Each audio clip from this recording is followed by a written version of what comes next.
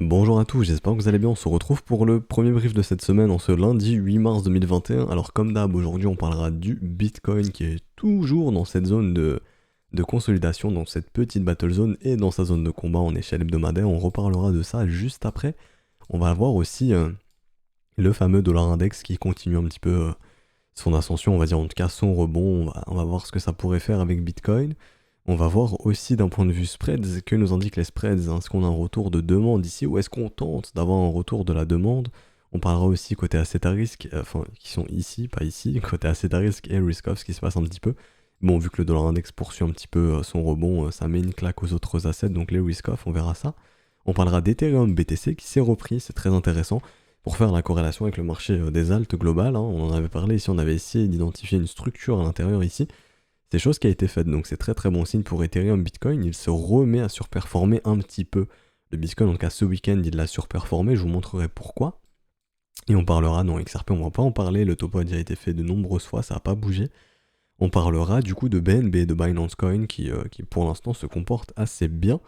Et donc, ici, dans ça, on s'en fout et on fera un petit peu d'order flow si possible. Et je pense qu'on en fera un petit peu. Et je tiens à rappeler, en Patreon, on a quitté un petit peu la première semaine. Donc, si vous êtes intéressé pour rejoindre l'école, le plus intéressant, c'est de le faire via les modalités crypto. Et tout est expliqué sur le Discord. Hein, donc, le lien du Discord est en description dans les commentaires. Et petite astuce, hein, passer via l'USDT TRC20, les frais sont minimes. Il me semble que maintenant, c'est 1$ de frais. En tout cas, sur Binance, c'est 1$ de frais. Donc, même pour vous, vos transactions, je vais y arriver, pardon, personnelles, faut privilégier l'USDT TRC20 qui offre à l'heure actuelle les meilleurs frais. Tout ce qui est Bitcoin et Ethereum, les frais sont assez élevés. Alors, Bitcoin. Toujours dans cette zone de combat, pardon, je vais y arriver. On attend résolution, comme je vous le disais, de mon point de vue, à l'heure actuelle, ce qui est le plus probable, c'est une résolution haussière, donc le premier arrêt est maintenu. Maintenant, si ici on a une résolution baissière, il faudrait vraiment faire attention, parce que vu qu'on a pas mal rebondi, on a assez bien rebondi ici, ça pourrait donner vie à ce genre de structure qui est du M-Weekly, et c'est ce qu'on ne veut pas avoir dans un bull market. C'est ce qui pourrait vraiment inverser la dynamique ici, et vraiment remettre en cause tout ce mouvement. Et ensuite, la résolution de ce premier arrêt sera très très importante, mais si on se met à avoir du M-Weekly ici, ça ne serait pas du tout bon. Du coup, ce qu'il serait mieux de voir, hein, ça serait d'avoir une résolution haussière ici. Ça ne veut pas dire qu'on ne peut pas faire ça, par exemple, instaurer ce genre de structure comme ceci, venir tester le premier arrêt, trouver un bottom ici et repartir. On peut totalement faire ça. Mais idéalement, on ne veut pas avoir ce genre de structure dans un marché haussier. Et personnellement, de mon point de vue, de ce que je vois, de ce qui se dessine sur les alts, pardon, etc., ce qui est le plus probable ici, c'est quand même une résolution haussière. Maintenant, en daily, est-ce qu'on a l'information qu'on est prêt à quitter cette consolidation? Bah, pour l'instant, pour moi, non. Ça pourrait changer cette semaine, mais d'un point de vue momentum, j'ai vraiment du mal, hein. Je vois pas de structure qui s'est dessinée ici.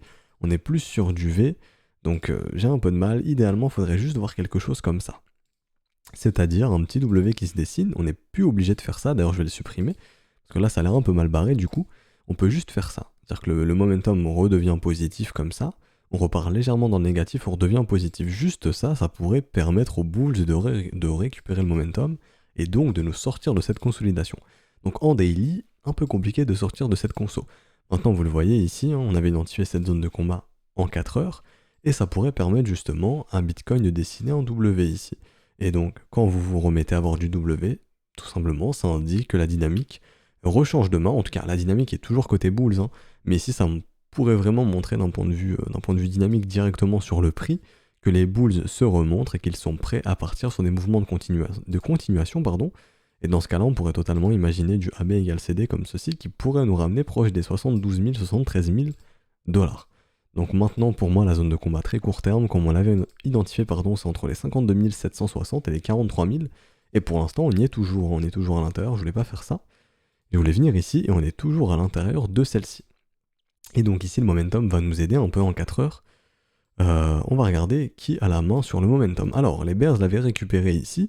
Donc c'est pour ça qu'on se disait, ok, on a peut-être trouvé le sommet de notre consolidation, c'est chose qui a été faite ici. Et les Bulls l'ont récupéré derrière, juste ici. Quand ce petit W s'est dessiné, pas besoin de divergence, hein. Ici juste un W suffit.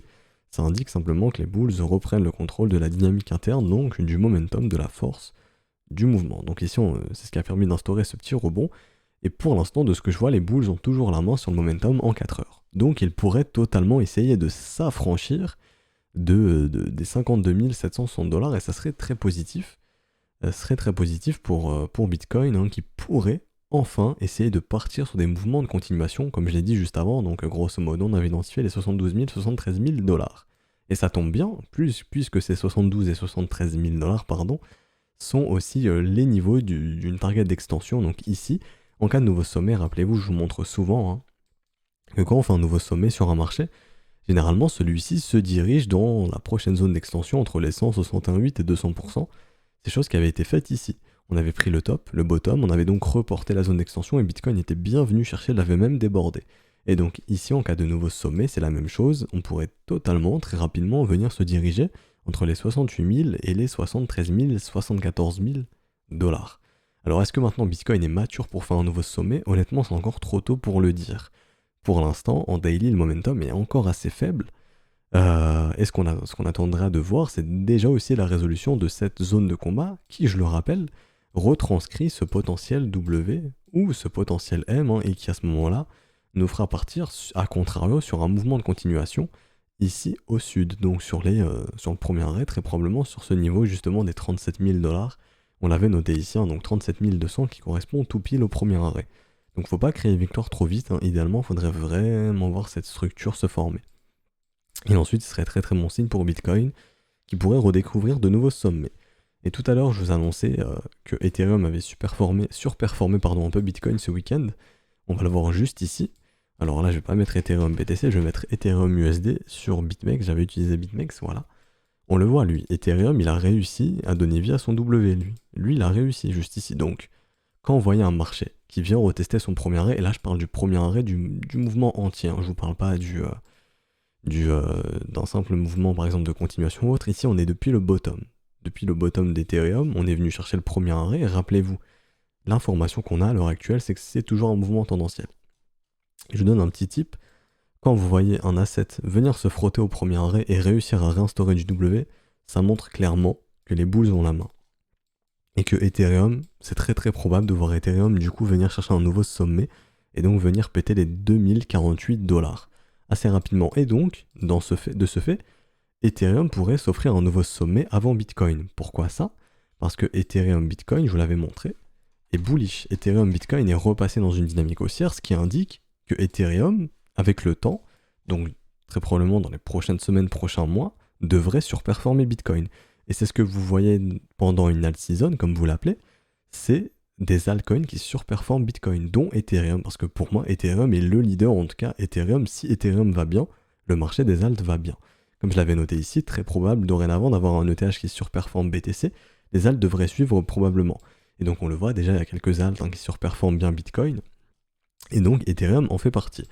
Et Ethereum ici, c'est repris en daily, on en avait parlé, rappelez-vous, vendredi, on avait vu, enfin je l'espère quand j'en avais parlé sur YouTube, ici on avait vu cette div se dessiner, donc ici perte de force du côté des vendeurs, on attendait de voir la structure se dessiner pour se dire ok, comme ça Ethereum va pouvoir se reprendre contre Bitcoin et maintenant c'est chose faite ici, donc les débutants vous allez avoir un peu de mal, comme je l'ai fait avec les élèves juste avant, vous passez soit en close line ou vous diminuez l'unité de temps pour voir la structure, ici, donc vous voyez ici les W, j'espère que vous les voyez bien, en daily on le voit bien ici, hop hop hop comme ça, et ça annonce un retour de dynamique haussière. En tout cas, Ethereum est en train de se reprendre contre Bitcoin et c'est très bon signe. Ça montre tout simplement que Ethereum va surperformer, en tout cas est en train de surperformer Bitcoin et qu'il pourrait s'offrir un nouveau sommet de marché avant lui, comme on l'a fait d'ailleurs pendant ce cycle. En 2020-2021, ça a déjà été fait où Ethereum avait fait un nouveau sommet avant Bitcoin, si vous vous souvenez bien. Et donc là, oui, on pourrait totalement être dans cet état de marché où Bitcoin, lui, reste bloqué dans sa zone de combat et lui, Ethereum en sort avant. Et c'est pour ça que j'ai envie de voir le momentum sur Ethereum USD, puisque là, il doit différer un peu de Bitcoin, je pense. On va regarder ça ensemble. Alors, BitMEX. Alors, voilà, il diffère un peu. On est déjà revenu chercher dans le positif, mais attention. Ici, on n'a pas toujours l'information que le momentum est repassé bullish ici en daily. Peut-être en 4 heures, en tout cas en 4 heures, c'était le cas. Ok. Par exemple, ici en 4 heures, de ce que je vois sur Ethereum, c'est pas encore... on n'est pas encore sur un momentum qui est très bullish ici. Il faut faire attention, on a toujours une perte de force côté acheteur depuis cette div. Et donc le prix continue de pousser un petit peu ici, mais attention, il faudra vraiment surveiller cette zone de rechargement de short ici, puisque les vendeurs devraient vraiment se montrer dedans. Et si vous ne voulez pas voir le prix freiner à l'approche de cette zone de rechargement de short ou dedans, il faudrait vraiment que les bulls viennent récupérer le momentum. Et donc, ici en 4 heures, pour le récupérer, il faudrait vraiment venir péter ce niveau ici pour avaler la précédente div et que les bulls puissent montrer qu'ils ont vraiment une force, poussée, enfin je ne sais pas comment dire ça, avoir la force du mouvement tout simplement, ok. Donc pour l'instant, attention, vigilance quand même sur Ethereum, mais il se comporte un peu mieux que Bitcoin d'un point de vue dynamique du prix, puisque le W a réussi à prendre forme, alors que sur Ethereum, enfin sur Bitcoin, on n'a pas réussi. Et donc Bitcoin, oui, comme je disais, d'un point de vue momentum, c'est un petit peu le contraire d'Ether. Lui, ce qui est assez bizarre, c'est que son momentum est plus positif. Donc est-ce que justement Bitcoin va pousser un petit peu ce qui va entraîner Ethereum Bitcoin va entraîner entre guillemets Ethereum avec lui, et du coup Ethereum lui va pouvoir s'offrir un nouveau sommet. De ce que j'ai sous les yeux, c'est ce qui est le plus probable, hein. Si vraiment on en a un qui doit péter, c'est plus Ethereum, ici parce qu'il a réussi à donner vie à sa structure, et du coup ensuite il pourrait retrouver un momentum très intéressant ici en 4 heures, et donc poursuivre son mouvement, et lui réussir à s'affranchir de son sommet précédent, alors que Bitcoin pourrait le faire en retard. C'est un peu ça le topo pour aujourd'hui. Donc Bitcoin, je n'en parlerai plus, Ethereum non plus, et on va aller s'attaquer un petit peu aux spreads, c'est vrai que j'allais oublier. Alors les spreads, pour le moment, que ce soit Bitcoin ou Ether ou Litecoin, on a vraiment du mal à retrouver des spreads croissants, qui annoncent que la demande n'est pas encore réellement de retour ici, donc on n'est pas encore sorti de cette consolidation officiellement. On n'a pas encore de bons signes qui pourraient nous indiquer que ça y est, cette consolidation, on l'a quittée, et on est vraiment prêt à repartir. Donc pour le moment, la demande a vraiment beaucoup de mal ici, et ce qu'on voudrait voir sur les spreads, c'est ça, hein, tout simplement pour se dire, ok, on retrouve une demande croissante comme c'était le cas ici, et ce qui a permis justement d'initier, non, je voulais pas faire ça, d'initier ce beau rallye ici, vous voyez. Spreads croissants, tout va bien, spreads décroissants, c'est pas trop top. Donc faudra vraiment voir si on est prêt à reprendre des spreads croissants ici. Côté risk-off et risk-on, bon, le dollar index poursuit son rebond, donc ça met une grosse claque aux obligations, au gold, au yen. Bitcoin, lui, semble accompagner le dollar index, donc ça serait vraiment intéressant de voir les deux évoluer dans le même sens, ce qui voudrait dire que vraiment, on est vraiment dans un état de marché qui est risk-on à fond. Et dans cet état de marché, on pourrait voir le dollar index et le Bitcoin se poursuivre dans la même direction. Ce ne serait pas aberrant. Il va vraiment falloir surveiller ça au cours des prochaines semaines. Et donc maintenant, on va terminer ce brief avec le BNB, c'est revenu assez en commentaire. Alors est-ce que le BNB c'est terminé? Est-ce que le mouvement est fini? Du tout. Rappelez-vous, tant que le premier arrêt est maintenu, vous êtes dans un mouvement dans un mouvement tendanciel haussier, et donc l'objectif ce sera d'aller chercher plus haut. Maintenant, la zone de combat est claire sur BNB, elle est ici. Donc ça c'est bull, si on vient péter ici c'est bull, hein, vous avez l'information qu'on ira chercher plus haut. Si on vient péter ici, c'est bear. Donc vous mettez vos alertes comme je vais le faire ici. Petite alerte ici et petite alerte ici. Tout ce qui se passe entre les deux bornes, c'est vraiment du vent, c'est du bruit et il se passera rien. C'est-à-dire que le cours peut totalement osciller comme ça pendant plusieurs semaines avant de prendre une direction. Tant que le premier arrêt est maintenu, vous savez que la direction la plus probable, c'est le nord, hein, donc un nouveau sommet. Et d'un point de vue saisonnalité, faire un sommet en mars, ça ferait clairement pas sens. Donc pour moi ici, BNB est en train de se préparer à un gros mouvement de continuation. Et donc ici d'ailleurs c'est en train de se matérialiser. Ce qui est assez intéressant, donc je peux totalement cloner ça ici. Hop, je clone, comme ceci. Je viens le reporter. Donc là je vais vraiment devoir réduire ici, hein. Je vais mettre à 150. Et ici je vais mettre à 330. Hop. Et encore même ici c'est pas ce que je voulais réellement, mais bon. Hop, on va changer ça. Ici je vais mettre 350. 380, allez peut-être 400 même. Et je vais changer du coup. Je vais mettre mes niveaux. Ok. Donc ici on a clairement un setup de continuation qui est en train de se former. Un creux, deux creux, trois creux, ou vous identifiez les creux comme vous le souhaitez, hein. Certains diront un creux ici, deux creux ici, un troisième creux, comme vous le voulez. En tout cas une chose est certaine, c'est que pour l'instant ce premier arrêt est maintenu, et si vous voyez du W prendre forme, c'est exactement ce que je vous expliquais sur Ethereum juste avant. Si vous voyez ces W prendre forme, vous avez l'information que les bulls auront gagné la résolution de ce premier arrêt, et donc très probablement, ce qui sera le plus probable, hein, ça sera une poursuite du mouvement, et donc ici on a un mouvement de continuation qui pourrait nous ramener sur les 532 $. Maintenant, target d'extension, comme vous savez j'aime bien, on va voir un petit peu quelle est la target de ce mouvement de continuation, enfin de cette zone d'extension. Ici c'est entre les 447 et les 512 $. De mon point de vue, pour l'instant, tant que le premier arrêt tient, courant avril, mai, voire juin, on viendra chercher ces niveaux, hein, donc grosso modo entre les 450 et les 532 $. Est-ce que ça veut dire qu'actuellement j'investis dans BNB? Non. Est-ce que je pourrais prendre un setup de continuation? Totalement. Si ce setup de continuation prend forme, ici un trader de continuation pourrait totalement entrer. Donc vous n'êtes plus dans un comment dirais-je, dans un type de marché où vous cherchez l'investissement, c'est trop tard, on ne cherche plus l'investissement ici. Investissement, si ça veut bien charger, ça se cherchait ici, lorsque le cours était assez horizontal, qu'on avait les retours en zone de rechargement, que les W se dessinaient par exemple ici, ou par exemple même ici, un petit W, bon je suis pas tellement fan de ce genre de structure ici, mais la dynamique était bien croissante, en W ici, vous le voyez. Hop, ici c'était un signal si vous étiez intéressé par BNB. Maintenant c'est trop tard, un investisseur ici ne cherchera plus ce genre de chart, il cherchera ailleurs. Mais ici on a affaire aux traders de continuation qui, eux, veulent rider justement ce mouvement haussier. Hein, et donc là on est plus dans un profil, comme je le dis, de trader de continuation, donc d'un trader qui veut surfer sur la tendance. Ici la tendance est encore haussière, donc un trader cherchera à surfer celle-ci. Alors qu'un investisseur ici se dira que c'est trop tard, et donc au contraire, l'investisseur sera patient et attendra la zone de rechargement. Et on viendra peut-être pas la chercher justement dans les prochains jours et prochaines semaines, hein, donc il ira chasser ailleurs. Mais en tout cas, au minimum, un investisseur voudrait pouvoir acheter entre les 130 et 80 $. Tant que c'est en dehors de ça, ça l'intéresse pas. Donc là, vous aurez plus affaire à des traders de continuation qui, eux, vont suivre la tendance tout simplement. Et donc, est-ce que c'est intéressant d'acheter du BNB si ces W prennent forme pour un setup de continuation? Totalement. Et donc le genre de setup, ça serait ça. On achète la structure ici, on met le stop sous la structure, et on target ici un mouvement de continuation AB égale CD qui donne un risque reward de 3,34 qui est excellent. Et donc ça serait pas de l'investissement, mais juste un trade de continuation qui permet de follow la tendance, donc de suivre la tendance.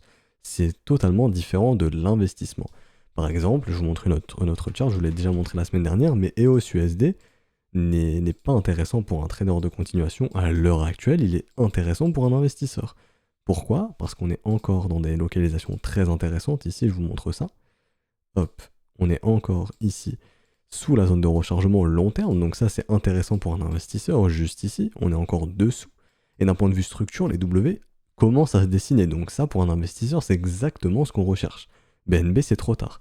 Et par exemple, EOS, quand ce sera dans cet état de marché-là, je vous colle simplement ce qui a été fait précédemment, quand EOS deviendra comme ça, parce que actuellement, tant que les W sont maintenus, tant qu'on ne vient pas casser les 1,24$, c'est ce qui attend EOS, je vous spoil, et ben là, ça sera trop tard. Ça sera l'équivalent d'un BNB, ça sera bien trop tard. Donc actuellement, ça intéressant pour l'investissement, BNB, ici BNB USDT, du tout, clairement pas. Et donc ici, vous êtes simplement, par contre, dans des types de setup où vous allez privilégier les mouvements de continuation, donc poursuivre le mouvement haussier, mais trop tard pour de l'investissement. Vraiment, j'insiste là-dessus. Donc voilà, on va s'arrêter ici pour aujourd'hui. J'espère que ça vous aura plu. Si c'est le cas, n'hésitez pas à laisser un petit pouce bleu, ça récompense le travail qui est fourni. À nous rejoindre sur Discord, hein, le lien est en description dans les commentaires. Si vous êtes intéressé par l'école, tout est expliqué ici dans le salon. Bienvenue. Vraiment, tout est expliqué. N'hésitez pas. Hein, si vous voulez aussi voir la vidéo de présentation de l'école, c'est aussi en description et en commentaire. Je vous souhaite un excellent début de semaine. On se retrouvera donc demain. Ciao, ciao.